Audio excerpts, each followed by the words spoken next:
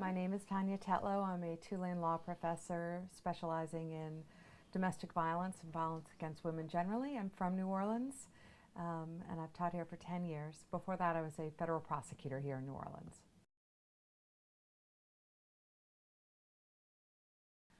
Growing up in this city, I've had people close to me arm robbed, raped at gunpoint, murdered. It is part of this city, and it is something that is a burden shared much more widely here, I think, because we all live so close together in ways that I hope makes people understand and care about it, because it doesn't just happen to poor people. No.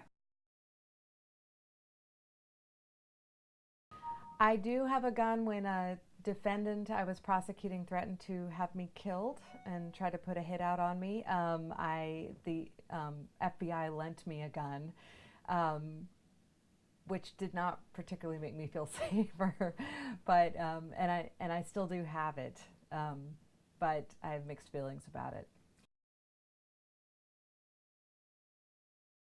I think violence begets violence, and so we both have kids who are exposed to unbelievable rates of violence out on the street in front of their homes, but also, and this is the part that gets ignored, rates of violence within their homes. So there are not too many teenagers shooting each other on corners who are not growing up in homes where they're watching their mamas get beaten up by daddy or mama's boyfriend, and they're not also getting hit themselves. And that part of the story really gets ignored.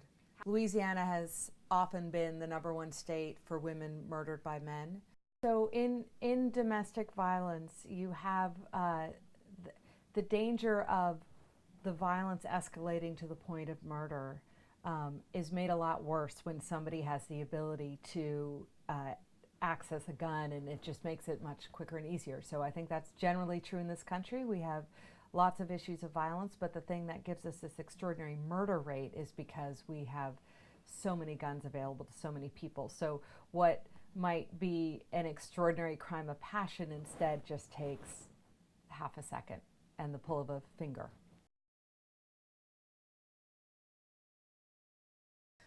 What we know is that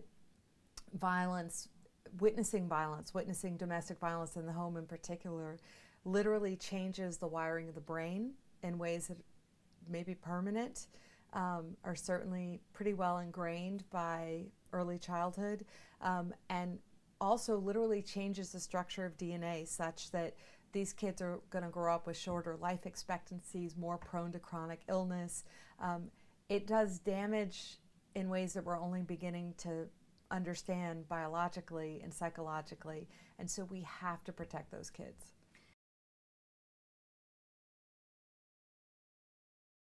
What is atypical in New Orleans is the level of disorganized violence, the level of just people shooting each other because someone looked at them funny, or they are arguing over something small, and that kind of irrational violence is much higher here than in other parts of the country.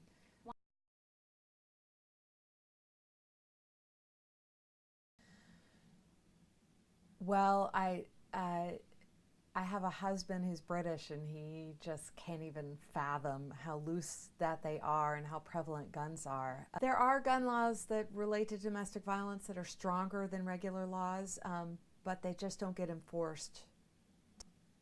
The vast majority of people absolutely want to change how this works, and we're not talking about getting to the point of threatening people's ability to hunt or have guns for self-protection. We're talking about just basic sort of levels of, you don't let people have extraordinary assault rifles or silencers or, crazy cop-killing bullets.